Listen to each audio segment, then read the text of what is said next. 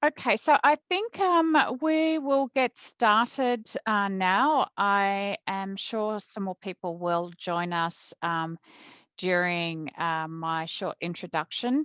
So welcome to tonight's webinar, Same Visit Digital Restorations, presented by Dr. Andre Schertel. Just before we get started, just a small housekeeping. We will do a Q&A session at the end of the presentation if time permits. So if you wish to ask a question, if you could please enter the question, write your question down in the Q&A tab on the in the Zoom webinar screen. That would be fantastic. So it gives me great pleasure to introduce Dr. Andre Schertel.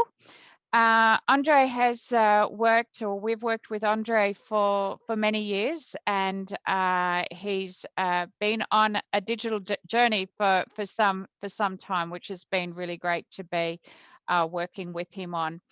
Andre received his dental degree in 2002 in his hometown of Sao Paulo, Brazil. He went on to complete postgraduate studies in restorative and cosmetic dentistry, and after permanently relocating to Australia, he completed postgraduate diploma in clinical dentistry in the area of oral implants at the University of Melbourne, and that was in 2011. He's very passionate about continuing education and using technology in dentistry, in particular CAD/CAM applications and workflows with using 3D printing and obviously milling machines and software. He has lectured on the topic locally as well as internationally. Welcome, Andre. I know you've got a really busy practice in Mount Eliza, and I really appreciate you taking the time to join us tonight and to present on Same Visit Digital Restoration. So without further delay, I'll hand you over to Andre. Thank you. Thank you, Belinda. It's certainly a pleasure to be here. I had the first slide of my presentation today was exactly a little bit of what we're going to be discussing, so I don't want to spend too much time with it. But what I was going to say is that you've done a really good job introducing me. So yes, I've been in Australia for quite a long time now, 13 years, and I work down in Mount Eliza. So we've got a general dentist, general practice. Very, very busy, especially now coming in and out of lockdown. I'm sure many of my colleagues in Australia, I suppose around the world, will feel the same way. And you're right about my digital journey. So when I first started with digital work, it was back in 2016. I actually started with a secondhand scanner, which I bought from a specialist dentist. And I think this is where I need to then say thank you, Belinda, because it was Dental Access, was Belinda that then helped me when I bought that scanner, to help me set up my system and help me develop the practice that I have now. And after all these years, it got to a point where I'm very confident with the technology. I've upgraded my scanner. I've got a host of software that I use based with 3Shape with the CAD system. I've got a mill. This is my second mill actually. I've got a furnace and I've got 3D printing as well. So it's very, very exciting to be part of this revolution in dentistry. These days I really could not do without it anymore. And I have a very hard time when I discuss with colleagues who haven't yet joined the digital revolution. I have a very, very hard time understanding what's really holding them back. So when we look at digital restorations, first thing we need to understand is that it's really a three-step process. So there's three stages that we need to consider if you want to get into a digital workflow. So the first step of the process is a way to acquire the image, to acquire the impression or the scan. So it's scanning. So you either do it directly in the mouth using an intraoral scanner like the Trios, or if in the case of a lab, you use a benchtop, a desktop scanner. Once you've acquired the images, once you have your virtual impression, you need then to move on to designing the crown or a bridge or veneer, whatever kind of work you're willing to make. And once that's done, then you move it on to the manufacturing part of the last step, step 3, manufacturing the cam, and that's where you'll be milling a crown or 3D printing a splint. So in a nutshell, that's how a digital workflow goes. So 3 steps. Now, why for me it's such a great I guess workflow, because I find single visit in particular, the digital restorations, I find that it works really well for a busy practice like mine. I find that it gives me plenty of time savings. I think that I can minimize the number of appointments that I need to get my patient in and out of the practice.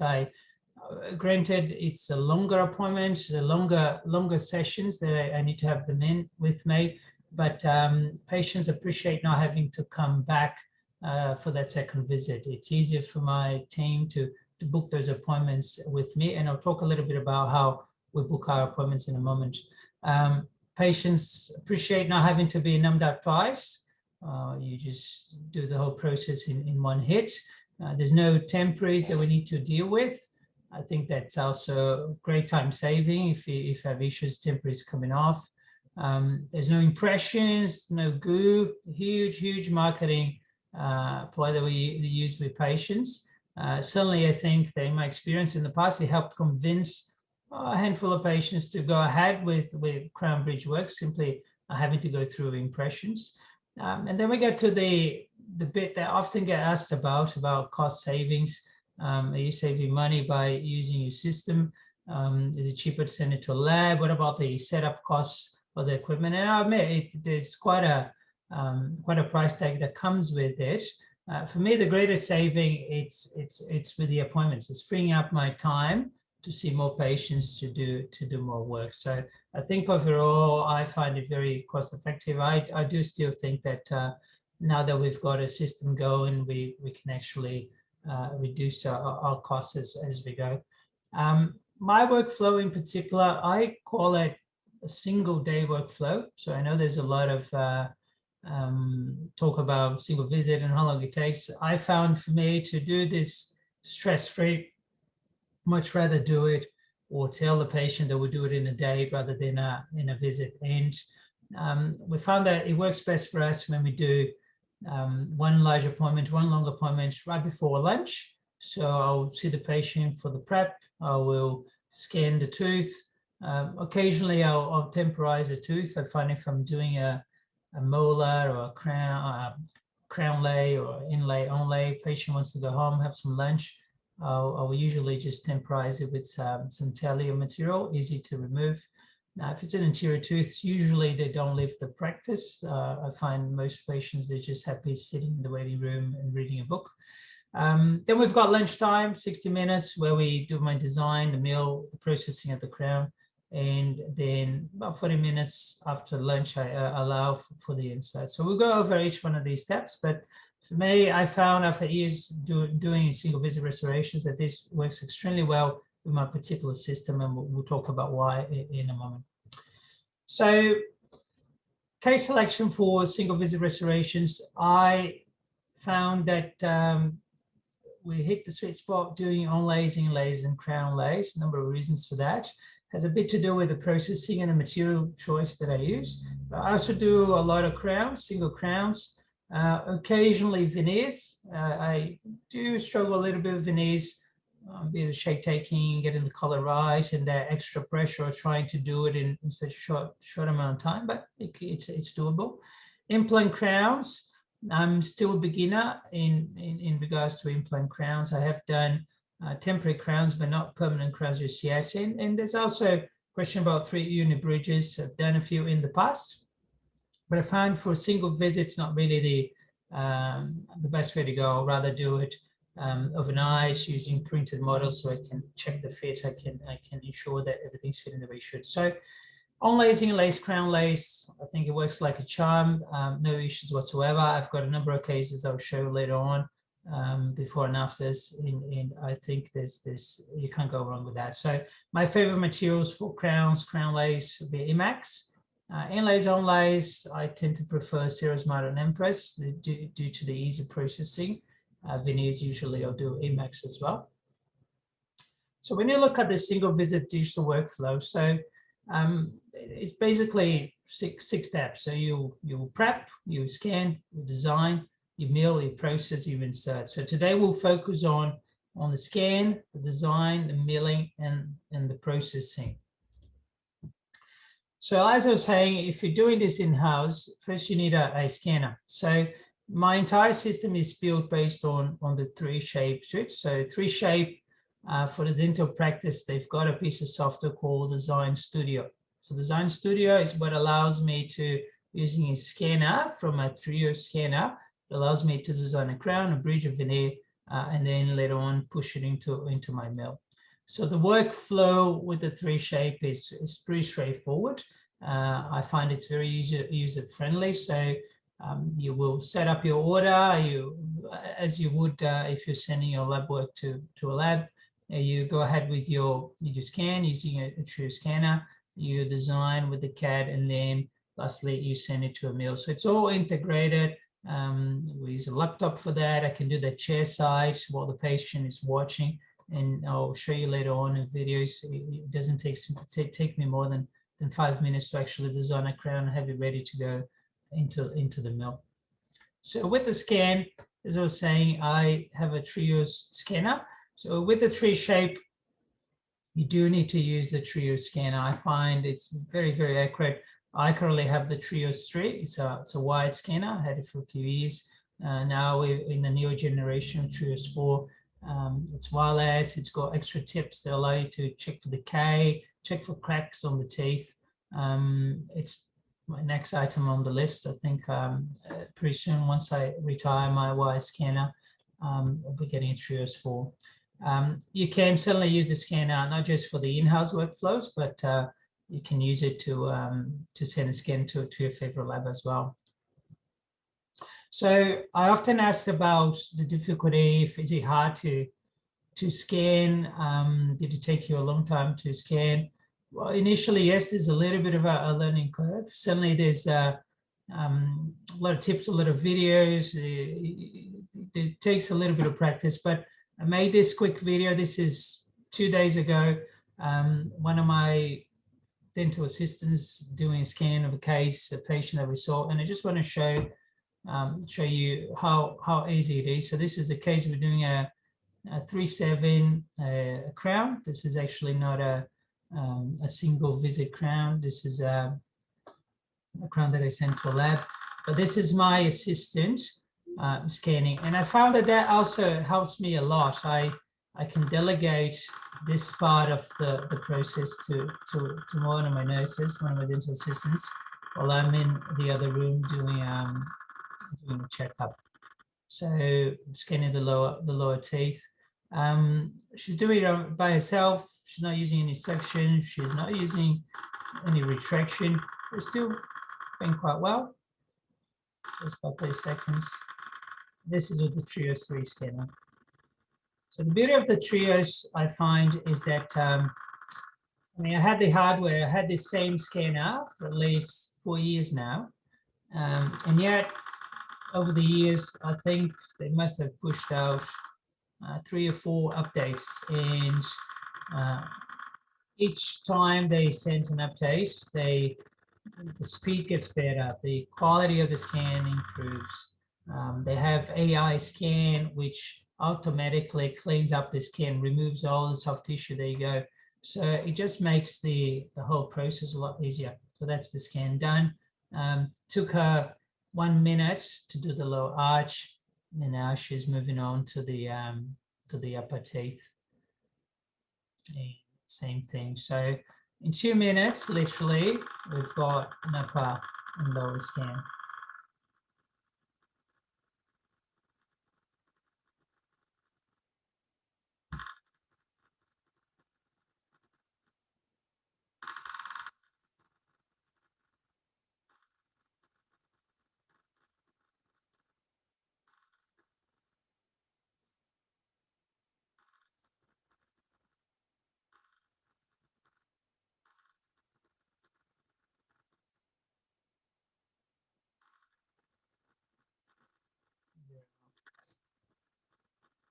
That's pretty much it.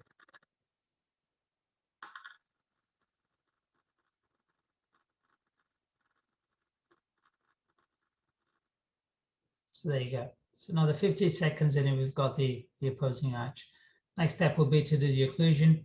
But you can say it's really straightforward. And I think being able to then allow your assistant, your nurse to do it will save a lot of time too. Now, thing with the scan though, when people ask me about the quality, yes, there is way to do it. There's a pathway to scan to get better results. And one thing you must not forget that it's no different from really taking an impression. If you don't have enough retraction, if you're not using cord, then your scan won't be accurate. So you can see here that you can barely see the margins on this side. Once we've packed cord and gave time, of the cord, same way you would with an impression, you can get much nicer margins, quite visible margins. Okay, I would still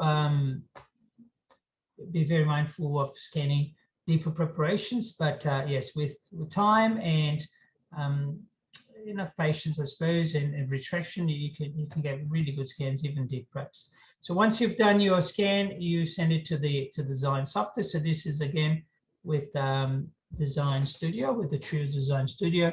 So I've got my scan, I'm now designing, and then the mill. So Design Studio is very intuitive. Once you have your scan, you are telling the software where your margin line is.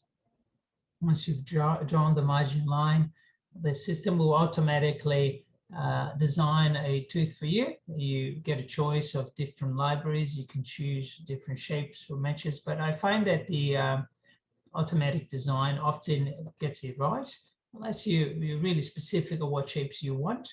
It has a little bit to do as well with the mill that you're using, what burrs the mill's got, if you get more detail or not. You can then adjust that crown. You can check the occlusion of virtual articulator. And once you're happy with it and you polish, then you just straight away send it to the mill. Now, it's different types of mills in the market. The mill that I use and integrates really well with the 3Shape system is the Roland mill. This is a wet dental mill. Uses diamond burrs, and you can mill composite resin hybrids such as Cerasmart, glass ceramics such as Max, Empress ceramics, and with the new generation, the D4WX42, you can actually mill titanium as well for customized abutments, which is quite amazing to see. It integrates with the 3Shape software. It's built in Design Studio. Makes it very easy to use a chair side. So the mill's got 6 burrs. You can mill 3 blocks at once. You won't mill them all together. We'll mill one at a time, but you can leave it unattended, especially if you're doing multiple crowns. You can actually buy a little expander. It's as an accessory, so you can mill 6 blocks at once. The only issue with this is that it then limits the size of block you can use. So if you're using the regular setup, you can use a block up to 40 millimeters. I think it's a B40, so you can do bridges with Max. This is the new accessory that they've put out. It's for milling customized abutments. It uses a titanium blank, prefabricated titanium blank. I think they've got a few different abutment types and fittings in a set of special burrs, so you can use the same mill to mill your customized abutment. So I haven't had a chance to play with this yet, but really interesting. And then 3D printers. Now this is for me the next big thing. I've just been loving playing with 3D printer. I've recently upgraded my old Formlabs to an Asiga. Now the Asiga printer is an Australian printer. It's designed, made in Sydney. Also integrates well with the 3Shape software. They've got their own software that allows you to print outside 3Shape, so Asiga Composer. I use it mostly currently for printing crown and bridge models, so such as these ones. I do a lot of digital smile design as well, which I do myself using dental system in the practice. We do a lot of ortho models for retainers, aligners, and I'm starting to have a play with printing splints as well. So all of that splints through Design Studio as well. So crown and bridge work, I find it's just fantastic, and you can mill full model. Well, this entire build plates of full models very quickly. It uses this technology called ELP, which is a projector. So the projector sits underneath the printer, and it shines the image into a build plate. So the build plate is this little platform that dips into a vat of resin.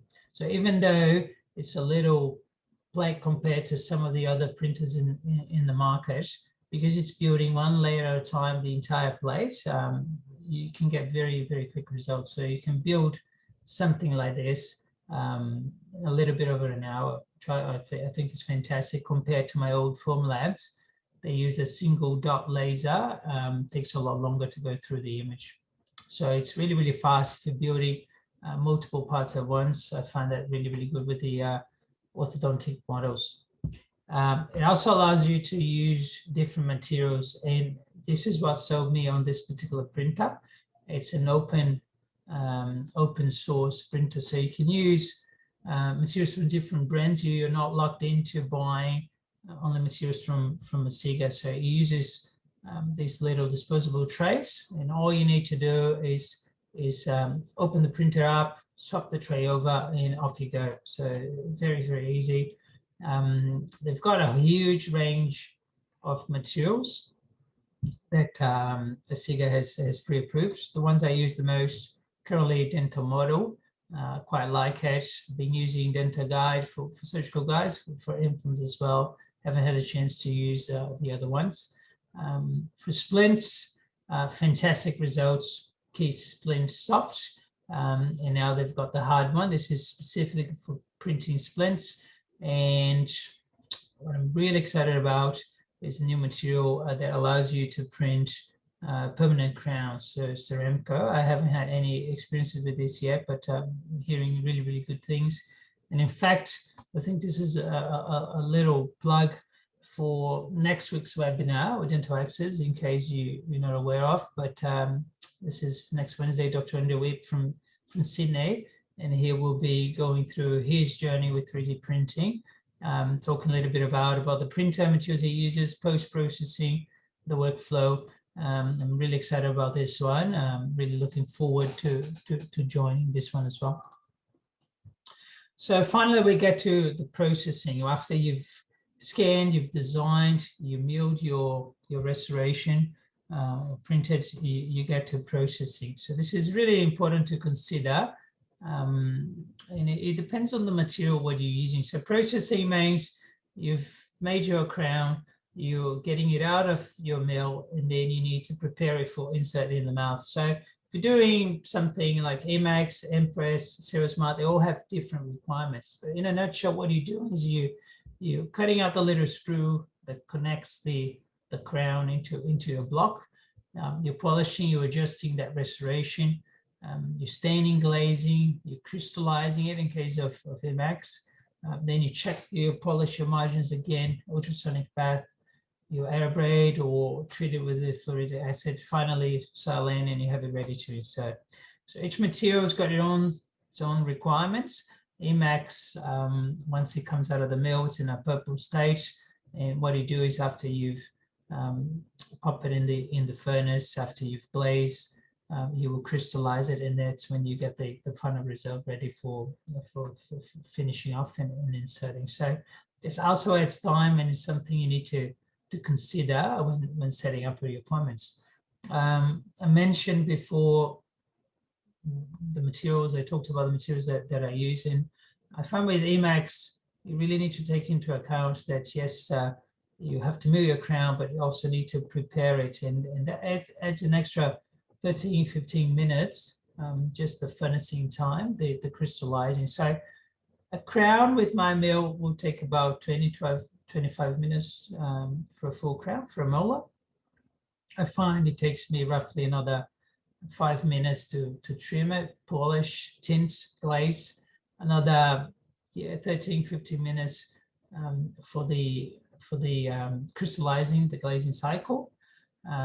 Once then it's cooled down, ultrasonic. So processing time, really, you're looking at least a good 45 minutes you should allow between sending it to your mill and having it ready for a try. And this is why I tend to use Empress and Cirrus Mart when doing inlays, onlays. I like the material. I find it works extremely well, but there's a lot less processing time. I find that it takes a little bit less time for the milling. So 15-20 minutes usually I'll go for an onlay, a crown lay.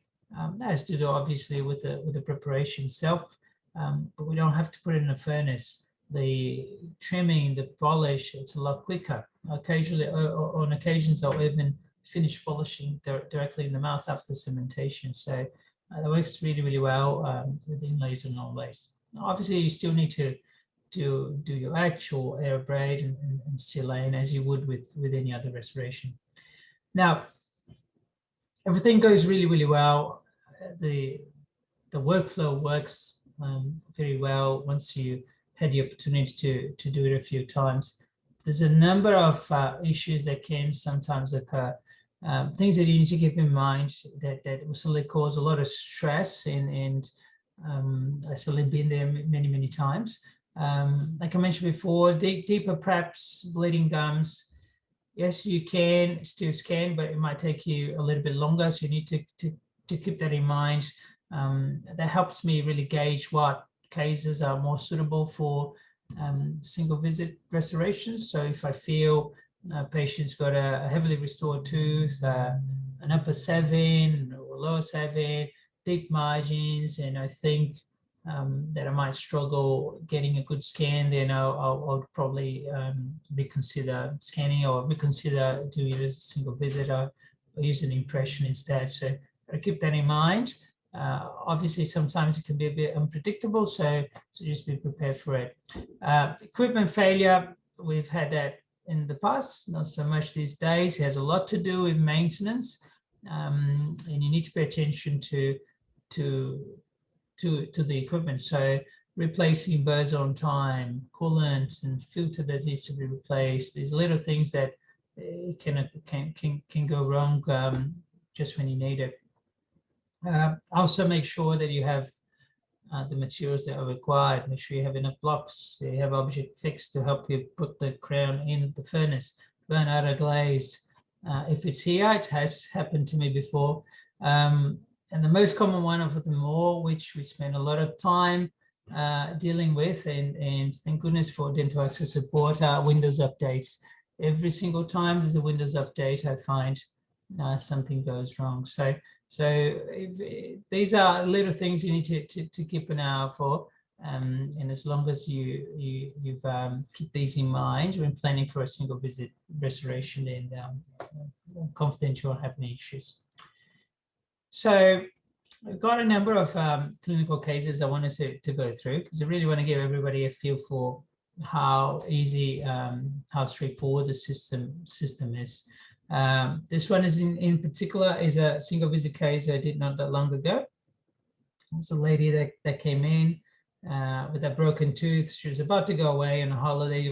This was just at the end of COVID, the first round of lockdown. So she was about to go away, broke that tooth, and wanted me to do something about it. And I suggested a single visit crown for this one. So heavily restored tooth. Suggested an X crown. I didn't think that another build up here would work. Did a preparation.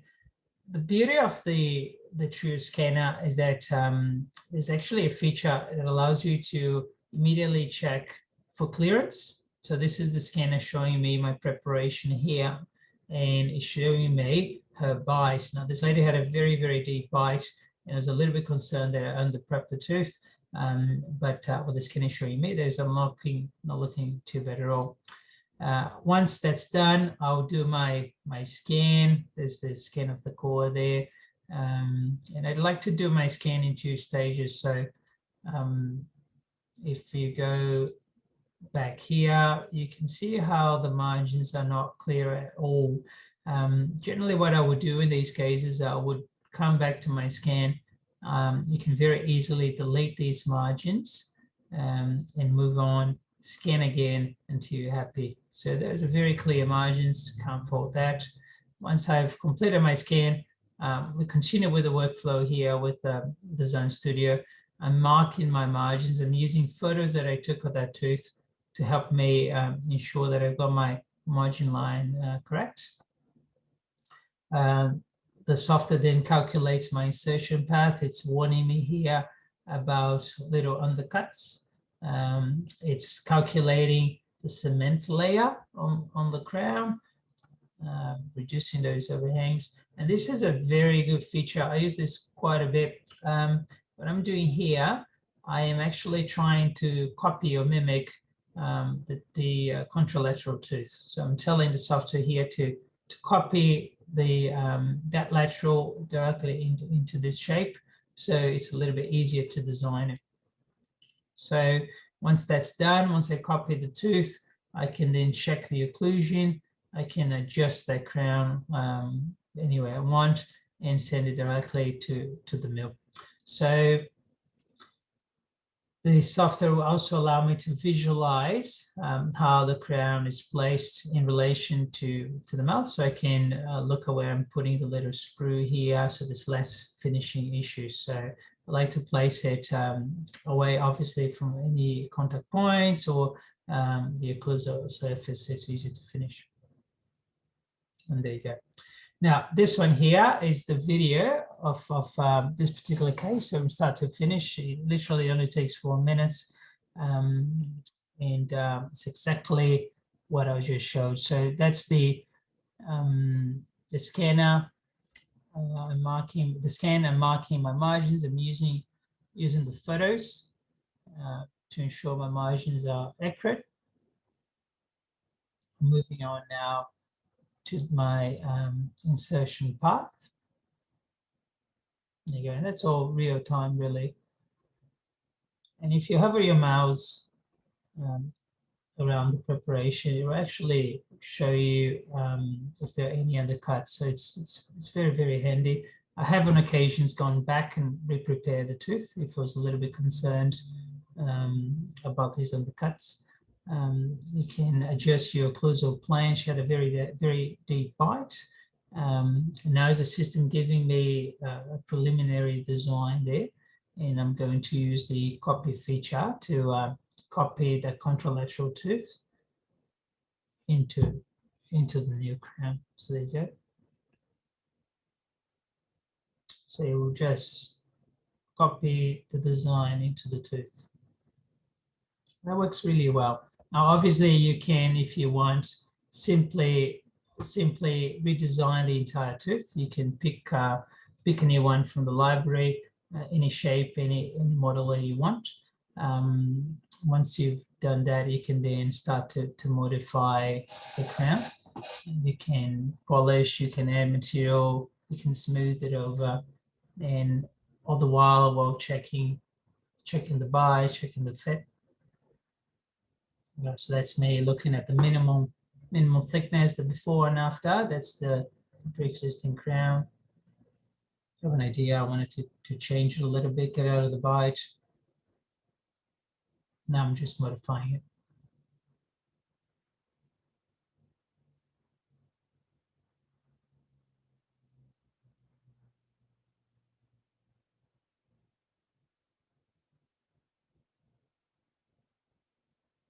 Very well. Once we've got a rough design, I generally then start to look at the contact points. So now I'm looking at the mesial contact point. So what we did there is I'm marking exactly where I want my contact point to be on the distal of the upper central. And I'm also now setting the amount of pressure we're putting on that adjacent tooth. So that's minus 0.04 of a millimeter. So just pushing a little bit into the tooth. And now I've told the system to adjust the crown So there's no contact in occlusion, so 0. And that's now warning me that I've actually got a very, very thin preparation. So in those cases, this is when I would consider doing a adhesive cementation just to help with the strength through the Emacs. So there you go, I'm adjusting those areas. I'm just building it up a little bit to get to the minimum recommended thickness of the material. This is with Emacs.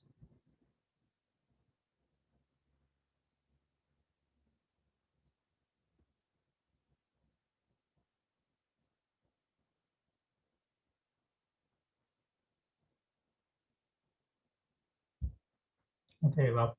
And as we move on, then, and I've modified the crown, I'm always checking for those contact points and checking for the proximal contacts.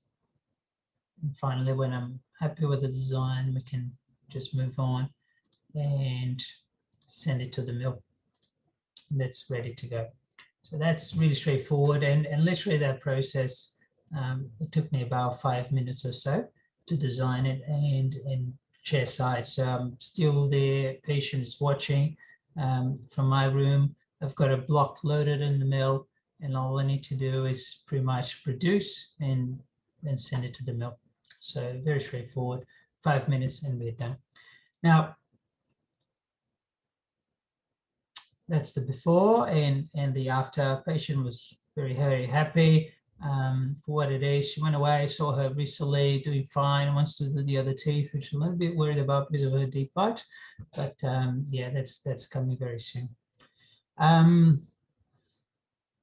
I've got a few cases here that are actually not mine, and these are cases that were done by one of my associates who literally started working with the system about 6 months ago. And I thought it was interesting to show these cases rather than my cases, because if you can do this in 6 months, I think there's really not much else to ask for. So this is a crown lay that she did just recently. So that's on a 4/6. I'll just go through the process very quickly with this one. So got the preparation, we've got the beautiful margins marked there. This is the crown already designed. Very flat occlusal with this one. But you can see there the crown ready to go. So this one was done in Emacs. It was a single visit crown as well. And the most interesting thing that I want to show with this one is actually the end result. So this was a fractured tooth. Patient had a fracture. We left it with a band. Once it settled, moved on with the crown lay. This is the before and after. So, I mean, you can't really fault it. You look at the fit, you look at how well these crowns fit on the tooth, and we have hundreds of radiographs like this, but you know, to be able to achieve this with about 6 months of practice, really, such a great result. Obviously, we had a little bit of a chat about the excess cement there, but I mean, what else do you ask for? And we've got another one. This is a 3/5. Again, it was a tooth that lost the core, completely snapped off belly, pretty much a gum line. She built it up, scanned, designed the margins, designed the crown.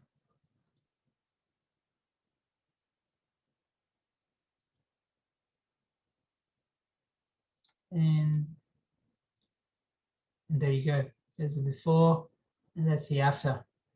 Once again, great margins, great fit, not an issue. One single long session.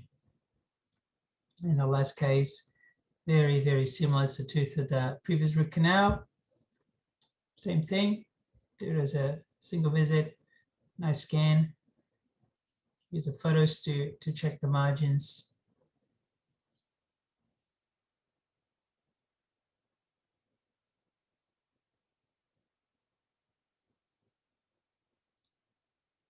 Design the crown and mill it. And there you go, beautiful crown. So the system works. Certainly, it takes a little bit of practice, but if within 6 months you can achieve results like this, I think, yeah, certainly there's no complaints about that.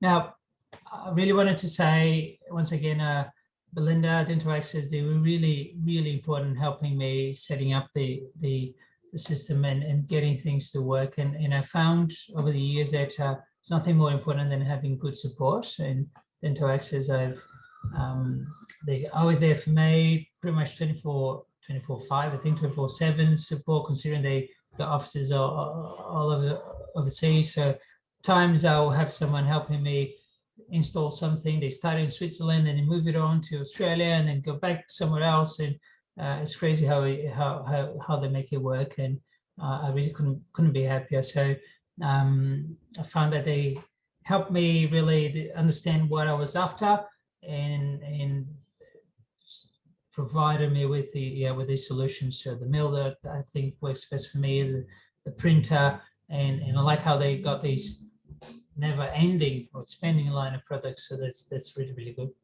And with that said, yeah, I'll be happy to answer any questions if you want me to go over any other cases of yeah, it'd be a pleasure to go through it. Thank you, Andre. That was really great. And I'll just check. So if anyone has any questions or would like to ask Andre anything at all, just jot it down in the Q&A tab just on the lower part of your screen. But in the meantime, Andre, I'd like to thank you on behalf of Dental Access for showing all your tips and tricks. I know, as you say, it's you've been on a journey and there's been mistakes made, but of course those cases you showed at the end, with 6 months practice, you are really achieving some really fantastic results and obviously providing solutions for your patients that are very unique. So congratulations on that. I'll just see if I've got any questions here. Just a note too, Patricia did send through the link that Andre did refer to. It's a webinar that we are hosting next Wednesday, same time. So just check in that chat from Patricia. She's got the link there. So I think, Andre, I think you must have answered everybody's questions and provided with all the information everyone's looking for. So I thank you again. It was really great, really practical. Thoroughly enjoyed the presentation. And certainly for anyone listening, if you have any questions or you want to get in touch with Dental Access, feel free to contact us directly. Happy to help and certainly happy to expand on anything you saw here this evening. So everyone from lockdown in Sydney, have a great evening, and I look forward to seeing everyone next Wednesday evening. Take care. Thank you.